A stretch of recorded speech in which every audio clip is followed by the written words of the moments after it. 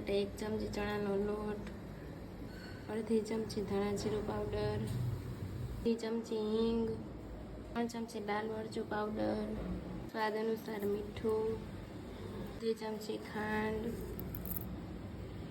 ચમચી તેલ. બધું મિક્સ કરીશું.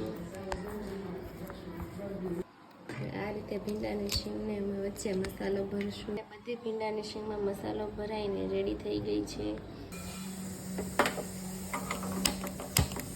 ગરમ થયા બાદ તેમાં ભીંડાની શીંગ ગોઠવીશું.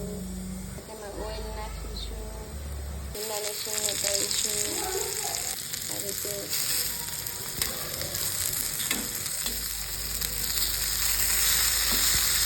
2 મિનિટમાં આ રીતે ડીશ માટે ઉપર ઢાંકી દઈશું.